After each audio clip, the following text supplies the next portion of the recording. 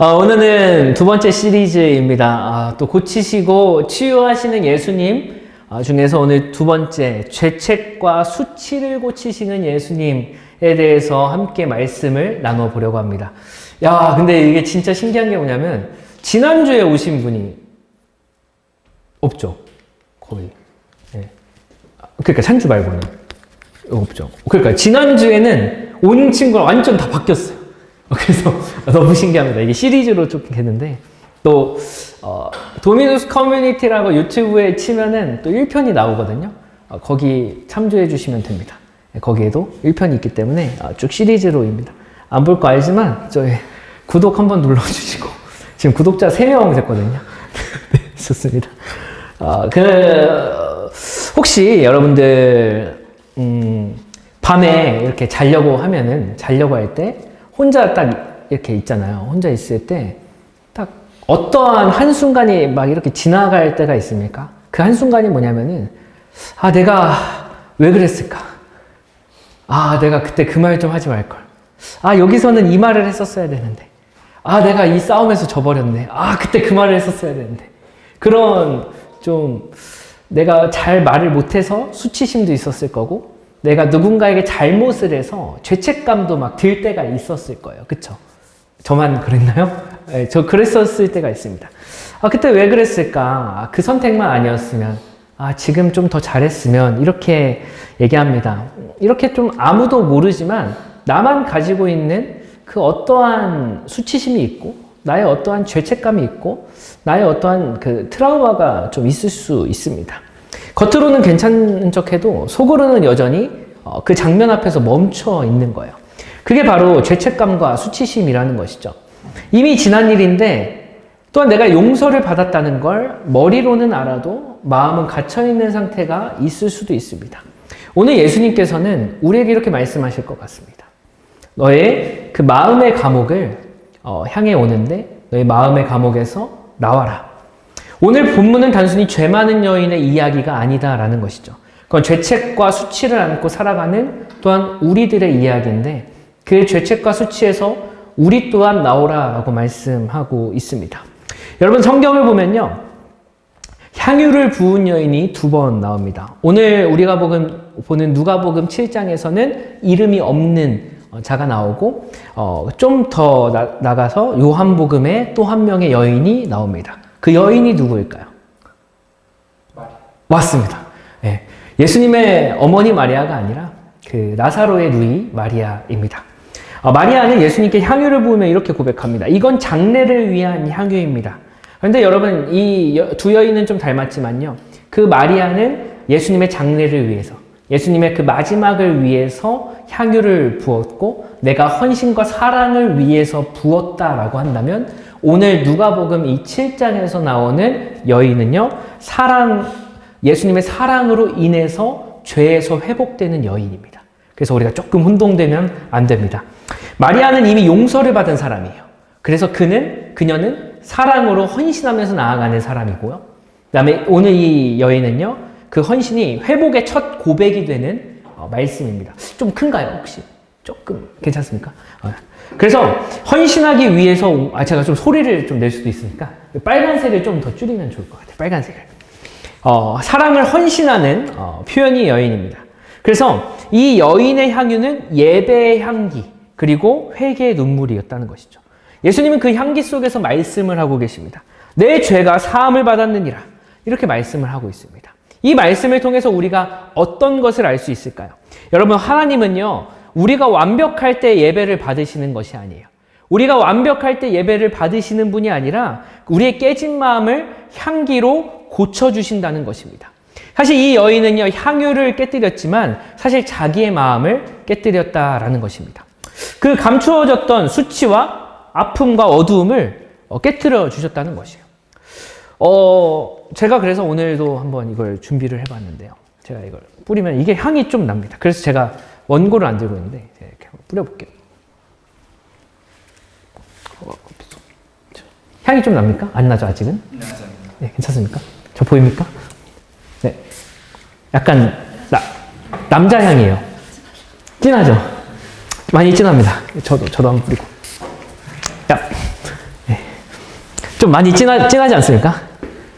거의 아빠향 나는데 제가 이걸 왜 얘기를 드렸냐면요. 이거는요. 한번 오늘의 말씀을 생각을 해보자는 거예요. 이 여인이 향유를 뿌렸어요. 정말 값비싼 향유를 뿌렸단 말이에요. 근데 이 향유라는 것은요. 그냥 단순히 냄새가 나서 그리고 뭔가 오셨으니까 뿌린 게 아니라 사실은 이 여인의 회개의 눈물, 회개의 향유였다라는 것이죠. 내가 죄를 깨닫지 못했을 때 한번 생각을 해봤으면 좋겠어요. 저를 보든지 이 향이 뭔가 생각난다면 내가 이것을 다시 한번 막 돌아보면서 오늘의 말씀을 기억하면서 혹시 내가 하나님께 죄 가운데 있었고 회개하지 못했던 것이 있었는데 다시 한번 이런 향기나 또 어떤 향기가 난다면 다시 한번 회개의 자리로 나아가고 또 주님께 우리가 한 걸음 한 걸음 다시 한번 나아가는 시간들이 됐으면 좋겠다라는 생각으로 제가 향유를 한번 뿌려봤습니다. 자, 오늘 왜 또 향유를 뿌렸는지는 이따 나올 겁니다. 오늘 본문 첫 번째는요, 시몬의 집에 오신 예수님입니다. 시몬의 집에 오신 예수님. 자, 근데 예수님은 과연 손님으로 오셨습니까? 또 주인으로 오셨습니까? 근데 이 시몬이라는 사람은 예수님을 손님으로도 모시지 않고 주인으로도 모시지 않았어요. 왜 그럴까요?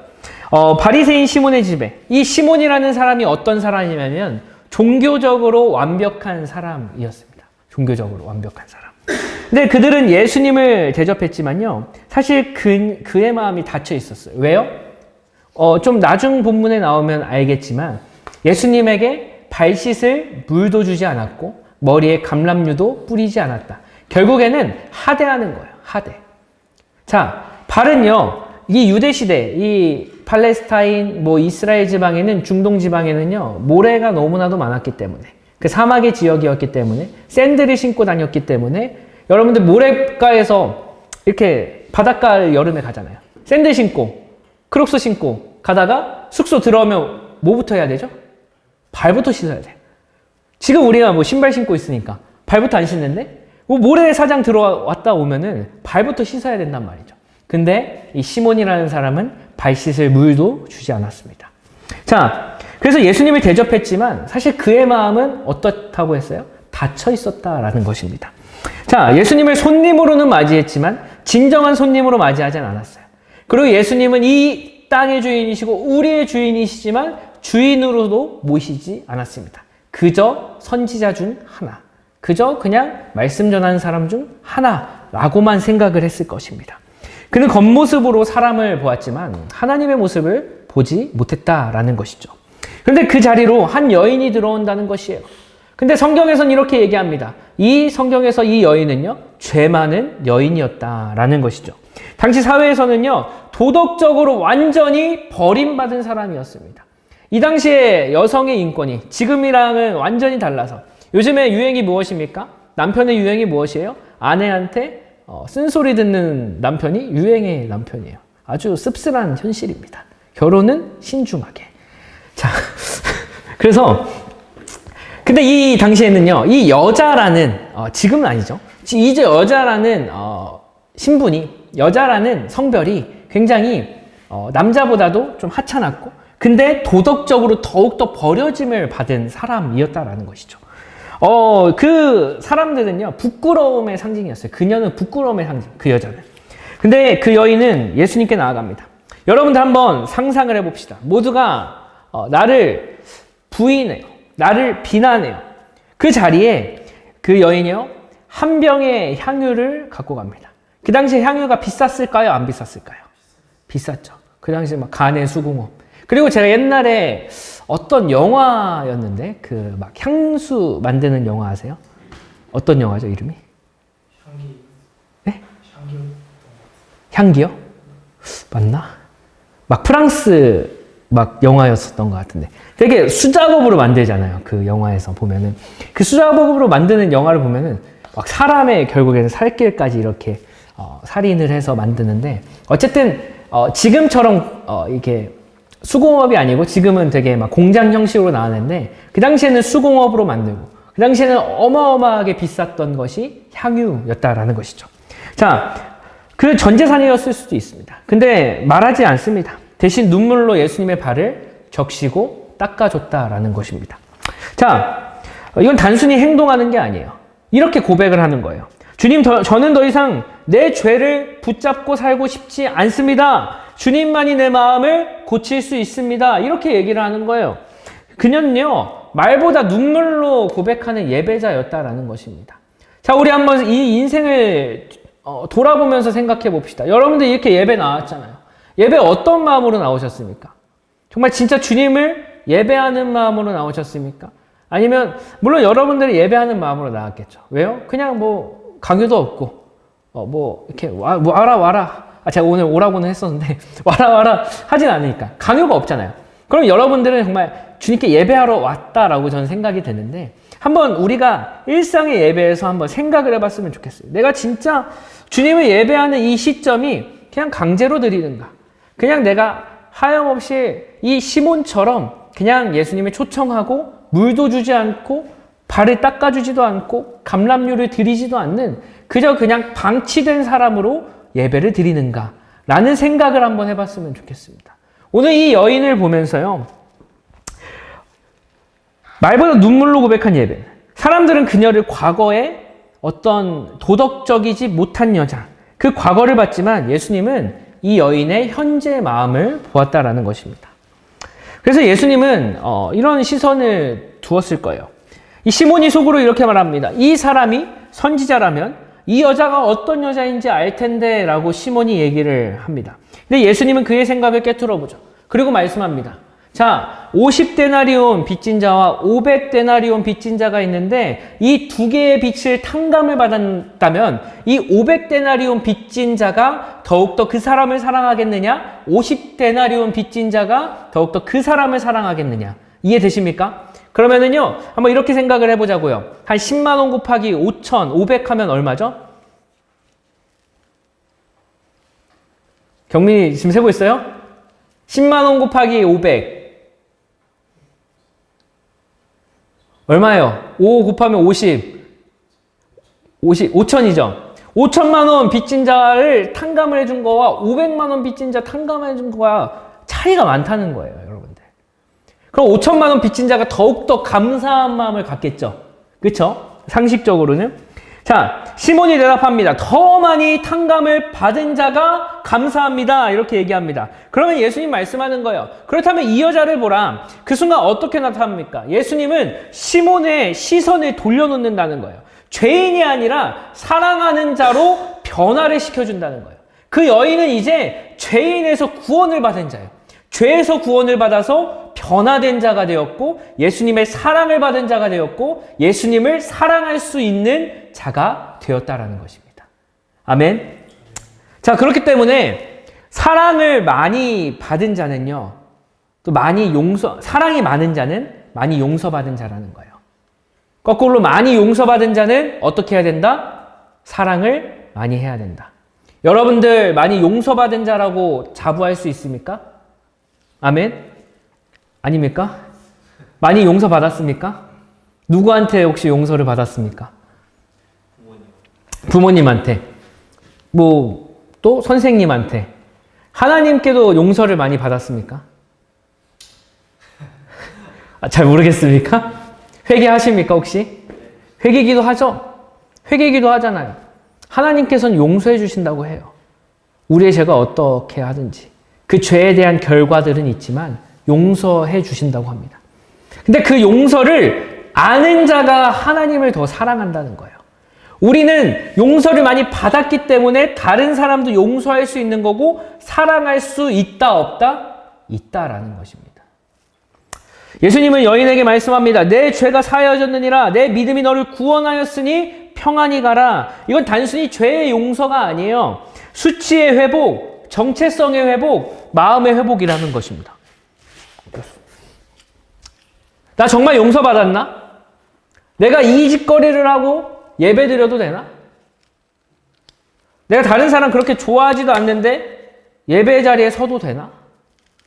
이런 거죠. 제 인생도 봐도 하나님께서 어떻게 제가 여러분들 앞에서 이렇게 설교를 할 수 있을까? 참 의문이 많이 들고, 또 하나님께서 왜 나를 써주셨을까? 왜 하나님께서, 여러분들도 한번 생각해 보십시오. 왜 나를 써주시고, 내가 이렇게 예배 자리에 나와도 될까? 이것은 하나님의 용서가 없이는 나올 수가 없다라는 것입니다. 하나님께서 우리를 그 죄인에서 의인으로 변화를 시키지 않고는 우리가 하나님을 믿을 수 없다라는 것입니다. 그래서요, 사람은 용서받지 못한 마음으로는 절대 사랑할 수 없다라는 것입니다. 그러나 용서받은 마음은 사랑으로 폭발해 버린다는 것이죠. 이 눈물이요, 이제 자책의 눈물이 아닙니다. 회개의 눈물로 나오는 것입니다. 우리가 한번 하나님께 기도할 때 눈물이 나온다면 내 자책으로 인해서 죄악 가운데 있어서 내 수치심으로 인해서 이제 눈물이 나왔다면 우리가 한번 좀 변경이 되고 변화가 되었으면 좋겠습니다. 하나님께서 나를 변화시켰고 나를 용서해 주셨기 때문에 감사와 감격의 눈물로 변화되는 저와 여러분들이 되길 소망합니다. 그래서 우리는 죄책감이 아닌 그 은혜의 자리로 나아가야 된다는 것입니다. 혹시 여러분들 마음속에 이런 소리가 있지 않습니까? 하나님이 나를 정말 용서했을까? 내가 그 일을 하고도 예배해도 될까? 이렇게 생각하게 하는 것은요, 마귀의 유혹과 또 마귀가 가장 좋아하는 소리라는 것입니다. 물론 우리가 회개해야 되죠. 우리가 그 죄 가운데 가지 않기 위해서 노력해야 되죠. 이렇게 죄 지었는데도 회개 안 하면은요, 구원파예요. 2단 특강 들어봤잖아요. 죄를 지어도 내가 이전에 하나님께 죄사함을 받았기 때문에 회개 안 해도 돼. 회개하면 구원파에서는요, 그 구원 못 받았다고 해요. 그래서 우리는 근데 그런 존재가 아니잖아요. 우린 늘 죄악 가운데 있는 존재고 죄가 내 가운데 찾아오는 사람이잖아요. 그 유혹을 내가 떨쳐내지 못할 때도 있잖아요. 그래서 우리가 죄악 가운데 있었을 때, 그러나 하나님께서 언제나 찾아오시고 이끄시고 붙드심으로 인해서 우리가 다시 한번 새롭게 된다라는 것입니다. 자, 하나님은 여전히 우리와 함께 하십니다. 근데 하나님이 여전히 우리와 함께 하시는데 과연 다른 사람들에게도 함께 할까라는 의문이 있었어요. 그래서 성경에서 이렇게 말씀하더라고요. 하나님은 현존하신다. 하나님은 위대하시고 하나님은 이 전지전능하시고 하나님은 이 땅을 다스리지만 결국에 하나님께서 역사하시고 움직이는 사람은 하나님을 신뢰하고 믿음으로 따라가는 사람이다 라는 것입니다. 그렇기 때문에 우리가 하나님 우리와 영원히 함께 하시네 라는 찬양이 고백되는 것입니다.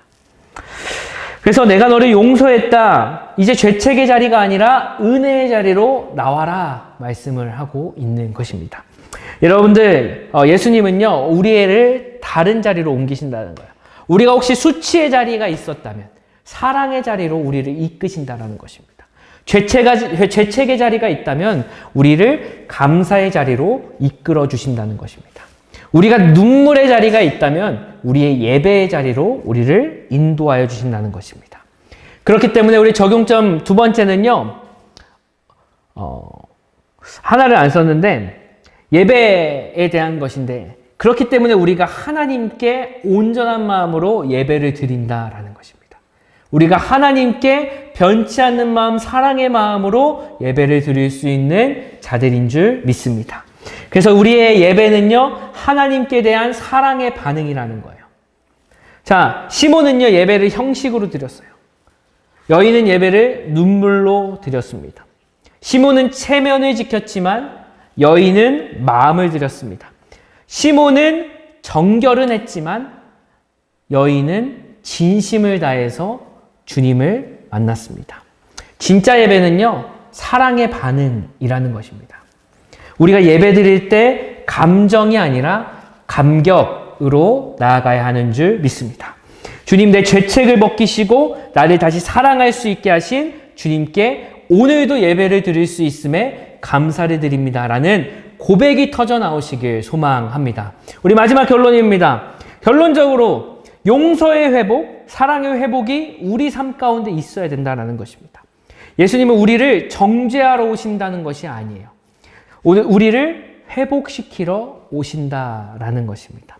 이 죄의 무게보다 예수님의 사랑이 더 크다는 거예요. 우리가 아무리 진짜 죽일 죄를 졌어도 주님은 용서는 하세요. 그 죄의 결과는 우리에게 오겠지만 용서하신다는 거예요.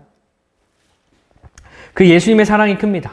오늘 예배 자리에서 우리가 한번 이렇게 고백했으면 좋겠습니다. 우리 한번 따라해 봅시다. 주님, 나의 죄책을 고쳐 주시옵소서. 나의 수치를 치유하여 주시옵소서. 그리고 주님을 사랑할 수 있는 마음을 다시 주시옵소서. 어렵죠? 주님을 사랑할 수 있는 마음을 다시 주시옵소서. 라는 고백이 우리 삶 가운데 있었으면 좋겠습니다. 그래서 우리가 이 예배당에 나가고 또 우리 한 주의 삶을 살아갈 때 가장 좋은 건 무엇입니까? 가장 좋은 건 사실 죄를 안 짓는 게 가장 좋은 것이죠. 근데 우리 인생이 참 그럴 수 있습니까? 내가 누군가를 미워하고 싫어하고 누군가에 대해서 뒷말하고 또 내가 보면 안 될 것들 보고 내가 가지 말아야 될 것 가고 내가 먹지 말아야 될 것 먹고 여러 가지의 그 삶과 상황들이 나를 계속 유혹하고 넘어지게 만들지 않습니까? 그때 우리가 기도하면서 또 말씀으로 마음으로 순종하면서 또 그 하나님의 말씀과 성경의 말씀을 따라서 내가 넘어져도 다시 한번 그 은혜의 자리로 나아가겠습니다. 내가 넘어져도 다시 한번 주님의 사랑의 자리로 한번 나아가겠습니다. 라는 고백이 우리의 삶 가운데 있기를 주님의 이름으로 축복합니다.